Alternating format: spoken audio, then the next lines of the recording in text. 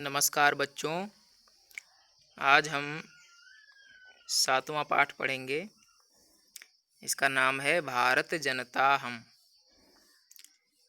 ये कविता आधुनिक कविकुल शिरोमणि डॉक्टर रमाकांत शुक्ल द्वारा रचित काव्य भारत जनता हम से साभार उद्धृत है।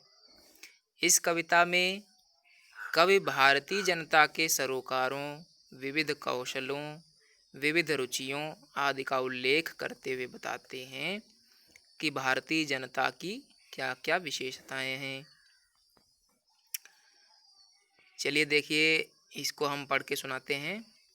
अभिमान धना विनयोपेता शालीना भारत जनता हम।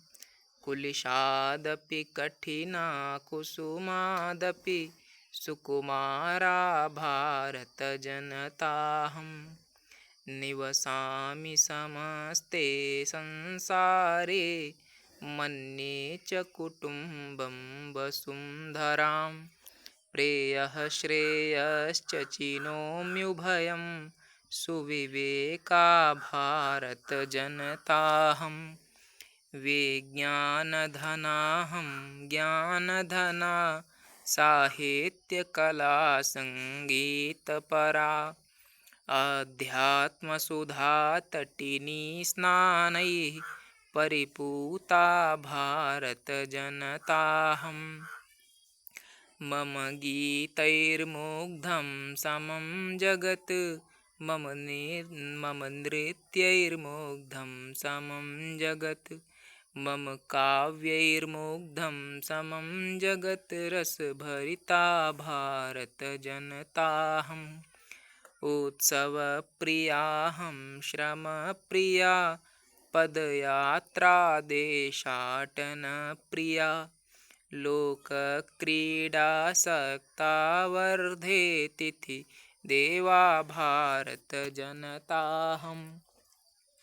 मैत्री में सहजा प्रकृतिरस्ति नो दुर्बलताया पर्यायः। मित्रस्य चक्षुषा संसारं पश्यन्ति भारत जनता हम। विश्वस्मिन् जगति गताहमस्मि विश्वस्मिन् जगति सदा दृश्ये। विश्वस्मिन् जगति करोमि कर्म कर्मण्या भारत जनता हम। तो इस प्रकार इसको गाया जा सकता है। चलिए एक एक शब्द कर देख देख के हम लोग इसका अर्थ समझते हैं। अभिमान धना, पहला पद्य देखिए। अभिमान धना विनयोपेता शालीना भारत जनता हम। तो अभिमान धना, अभिमानः एव धनं यस्य इति अभिमान धनः, अभिमान ही है जिसका धन, ऐसा। तो अभिमान धनः, अभिमान धनौ, अभिमान धनाः। जैसे रामः रामौ रामाः। तो अच्छा, ये स्त्रीलिंग है। भारत जनता, भारत की जनता, इसलिए अभिमान धना शब्द भी स्त्रीलिंग में होगा। इसलिए जैसे भारतस्य जनता इति भारत जनता, भारत की जनता, भारत जनता हम, अहम भारत जनता, मैं भारत की जनता हूँ। और अभिमान धना, हमारा धन अभिमान ही है। विनयोपेता, विनयेन उपेता, विनय से उपेत, अर्थात उपेत माने होता है विनय से युक्त, उपेत माने युक्त, और विनयेन उपेता विनय से युक्त। शालीना, शालीन, जो शीलवान होता है उसको शालीन कहते हैं। और भारत जनता हम, अहम भारत जनता अस्मि, मैं भारत की जनता हूँ। फिर आगे देखिए कुलिशादपि, इसका संधि विच्छेद करेंगे तो कुलिशात अपि, कुलिश से भी। अब कुलिश किसको कहते हैं? तो कुलिश माने होता है वज्र, वज्रम कुलिशम भिदुरम पवि, ये पर्यायवाची होते हैं वज्र के। वज्र के पर्यायवाची कौन से हैं? कुलिश, भिदुर, वज्र, पवि। ठीक, तो कुलिशादपि, कुलिश से भी, कठिना, कठिन अर्थात दृढ़, कठोर, कुलिश से भी कठोर अर्थात वज्र से भी कठोर। और कुसुमादपि, कुसुमात अपि, कुसुम से भी, सुकुमारा, सुकुमार, कोमल, भारत जनता हम, भारत की जनता हूँ, अहम भारत जनता, मैं भारत की जनता हूँ। ठीक, इसका भाव सामने आप देख लीजिए। एक श्लोक आया हुआ है कि वज्रादपि कठोराणि मृदूनि कुसुमादपि लोकोत्तराणाम चेतांसि को नु विज्ञातुम अर्हति। ठीक, ये एक श्लोक है कि फूल से भी कोमल और वज्र से भी कठोर साधुओं के हृदय को कौन जान सकता है। आगे देखिए दूसरा पद्य, निवसामि समस्ते संसारे, समस्ते अर्थात समस्त, संसारे संसार में, समस्त संसार में, निवसामि रहता हूँ, बसता हूँ, निवसामि अर्थात रहता हूँ। वस धातु का लट लकार प्रथम पुरुष एक वचन है निवसामि। निवसामि समस्ते संसारे, समस्त संसार में हम लोग निवास करते हैं, अर्थात कौन? भारत की जनता। भारत की जनता समस्त संसार में निवास करती है। कोई अमेरिका में रहता है, कोई इंग्लैंड में रहता है, कोई ऑस्ट्रेलिया में रहता है। इसलिए कवि ने कहा कि निवसामि समस्ते संसारे। और मन्ये च कुटुम्बम वसुंधराम, मन्ये अर्थात मानता हूँ, मन्ये अर्थात मानता हूँ। मन जिज्ञासायाम धातु से लट लकार प्रथम पुरुष उत्तम पुरुष एक वचन का रूप है मन्ये। मन्ये मानता हूँ, जानता हूँ, समझता हूँ, ये अर्थ होता है। तो मन्ये च कुटुम्बम, कुटुंब कहते हैं परिवार को, और वसुंधराम पृथ्वी को। वसुंधरा शब्द के द्वितीया एक वचन का रूप है वसुंधराम। जैसे लता के रूप चलते हैं, लता लते लताम, इस तरह से लता लते लता, लताम लते लता, तो द्वितीया एक वचन में बनता है लताम, वैसे ही द्वितीया एक वचन में वसुंधराम। तो वसुंधराम कुटुंबम च मन्ये, पूरी पृथ्वी को हम लोग कुटुंब मानते हैं अर्थात परिवार मानते हैं। एक सूक्ति है ही, वसुधैव कुटुंबकम, उदार चरिता नाम तु वसुधैव कुटुंबकम। और आगे देखिए श्रेयः, अच्छा प्रेयः श्रेयश्च चिनोम्युभयम।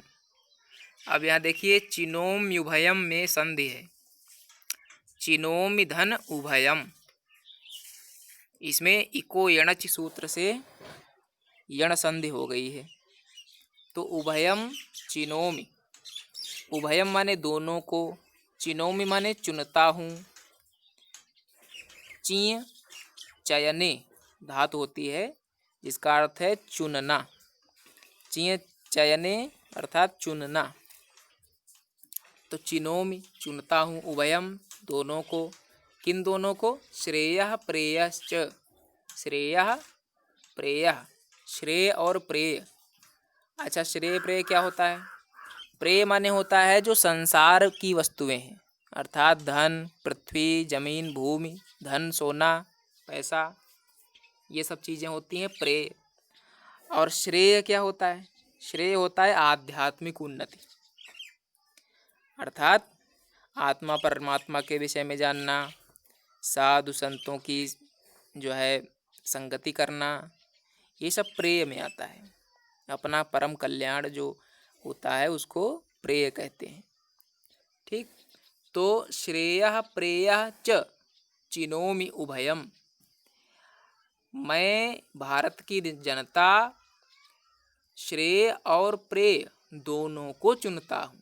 भारत की जनता की ये विशेषता है कि वो पहले तो प्रेय का भी पालन करती है, अर्थात धन और लोक में जितनी भी वस्तुएं हैं अपने कर्तव्य का पालन करना है उन सब का पालन भी करती है, और उसके पश्चात आध्यात्मिक उन्नति भी करती है। अपने यहाँ 4 आश्रम हैं, ब्रह्मचर्य, गृहस्थ, वानप्रस्थ और संन्यास। तो पहले तो ब्रह्मचर्य में पढ़ाई करते हैं ब्रह्मचर्य का पालन करते हुए, उसके पश्चात गृहस्थ में धन धान्य सभी का पालन पोषण करना, ये सब कर्तव्य निभाते हैं। उसके पश्चात वानप्रस्थ में वन चले जाते हैं, वहाँ पर अपनी आध्यात्मिक उन्नति करते हैं, आत्मा परमात्मा के विषय में और जगत के विषय में जानते हैं। इसी को कहा गया है कि श्रेयः प्रेयः श्रेयश्च चिनोमि उभयम। फिर आगे देखिए, सुविवेका भारत जनता हम। सुविवेका, विवेक कहते हैं विवेचन, विवेचन को, ऐसी बुद्धि जो विवेचन करती है उसको विवेक कहते हैं।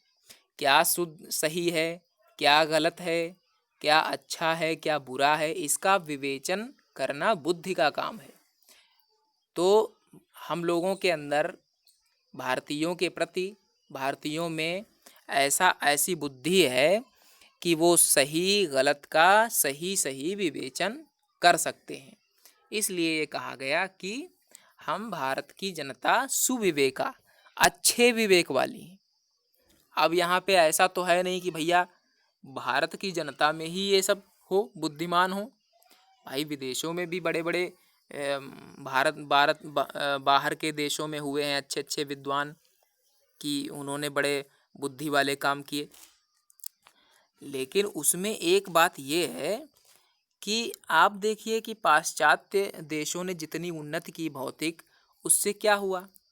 उससे प्रदूषण फैला, जगत का संतुलन बिगड़ गया, पर्यावरण प्रदूषण हुआ, ये सब हो गया। और भारत के लोग क्या करते थे कि भैया क्या करें, बैलों से खेती करते थे किसान लोग, और जो है गाय पालते थे। तो ये सब जो है पर्यावरण को दूषित नहीं करते थे।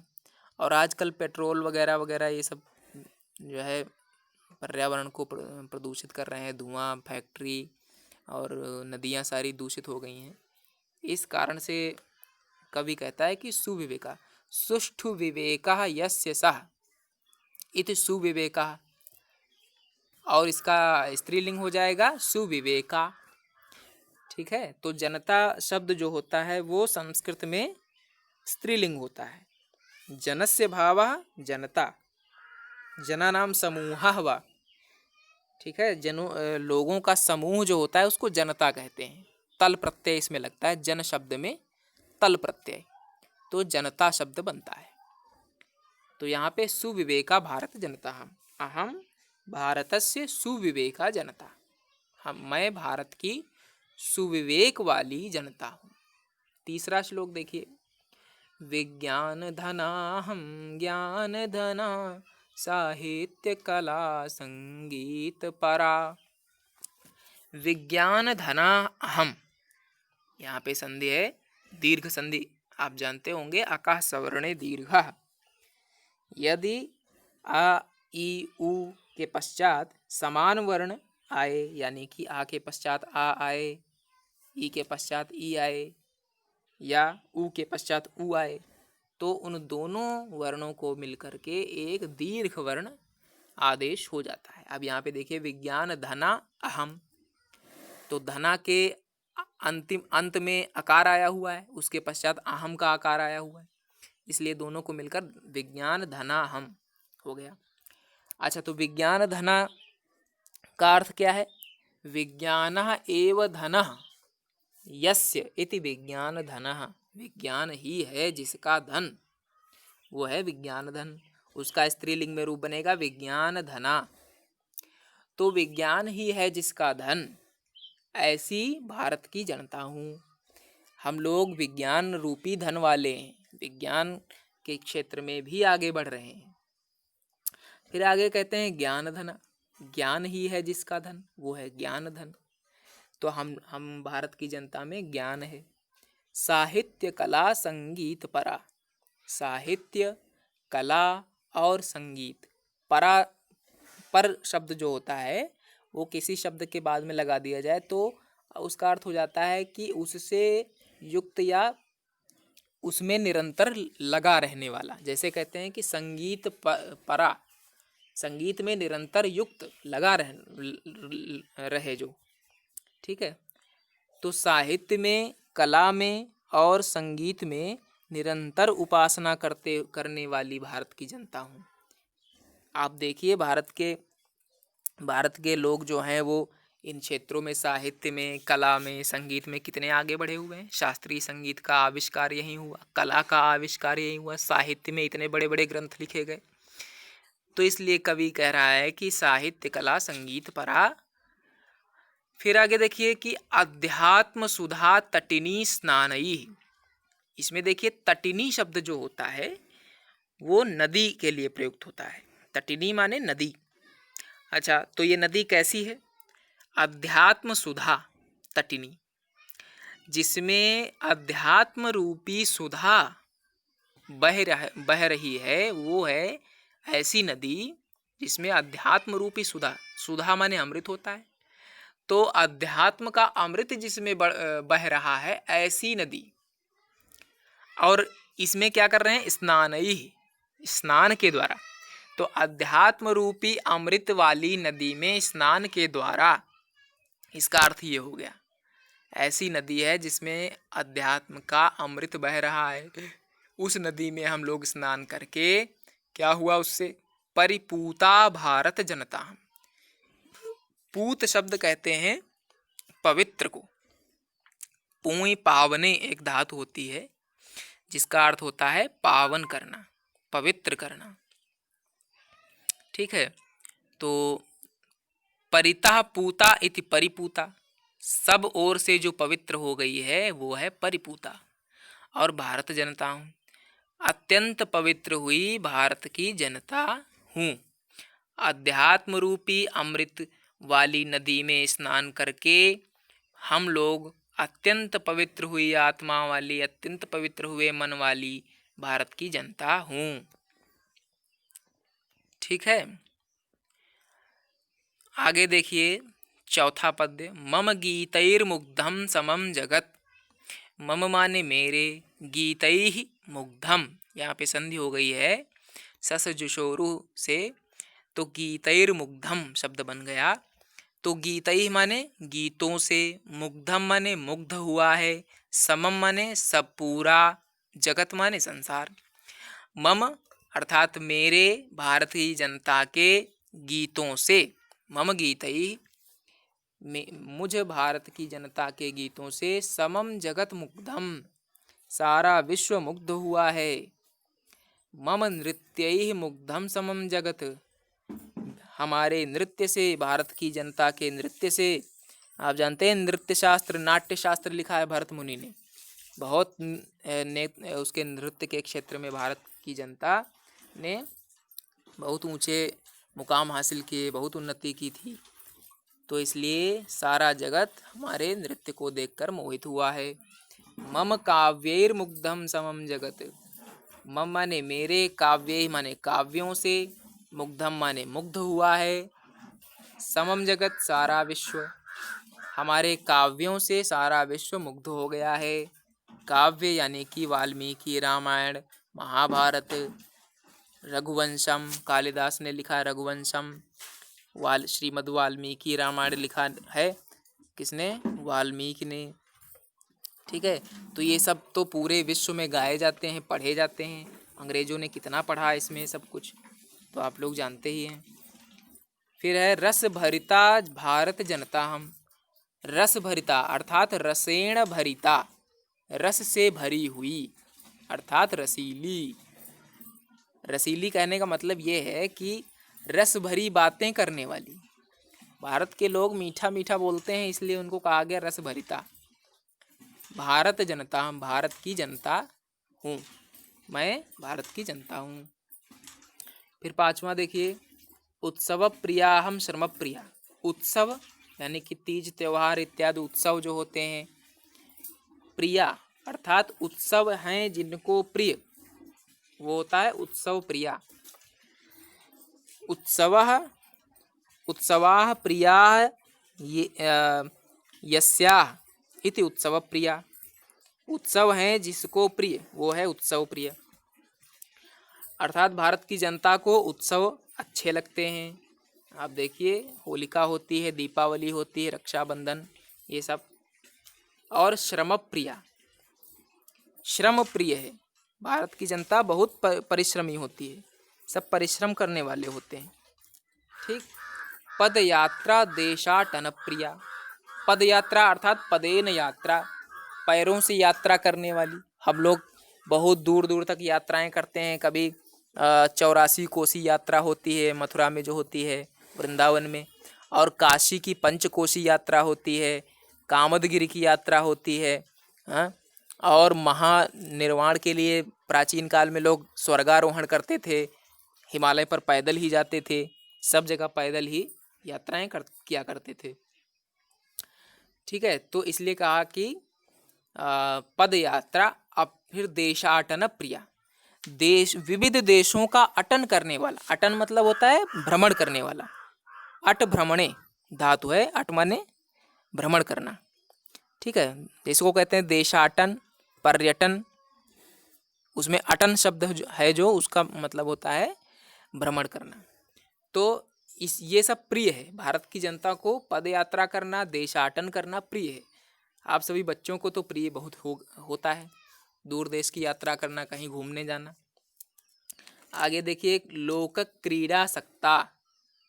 लोक क्रीड़ा अर्थात लोक में प्रचलित जो हैं अपने विविध क्षेत्रों में, ग्रामीण क्षेत्रों में जो छोटे छोटे तीज त्यौहार होते हैं, क्रीड़ाएं होती हैं, कहीं जल्लीकट्टू होता है, कहीं मटकी फोड़ होता है, ये सब क्रीड़ाएं हुआ करती हैं, तो वो सब उनको बड़ा प्रिय होता है। भारतीय जनता को, हम लोगों को बहुत प्रिय है ये सब।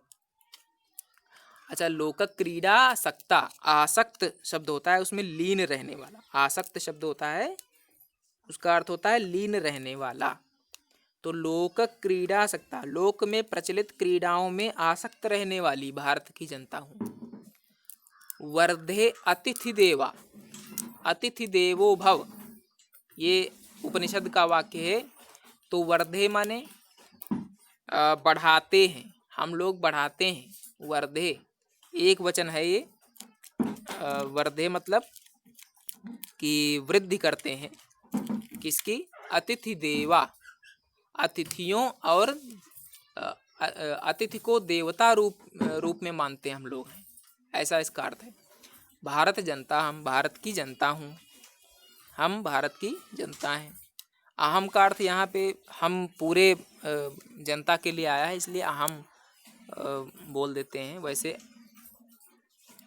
जनता शब्द एक वचन होता है,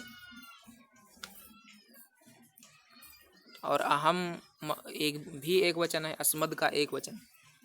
इसलिए हिंदी में हम लोग बोल देते हैं और संस्कृत में एक वचन, यानी कि मैं भारत की जनता हूँ। इस तरह दोनों तरह से बोल सकते हैं। फिर देखिए छठा, मैत्री में सहजा प्रकृतिरस्ति। सहजा प्रकृति अस्ति, प्रकृतिरस्ति अर्थात प्रकृति ही अस्ति, इस तरह से। तो मैत्री में माने मेरी, और सहजा प्रकृति, सहज प्रकृति है मैत्री।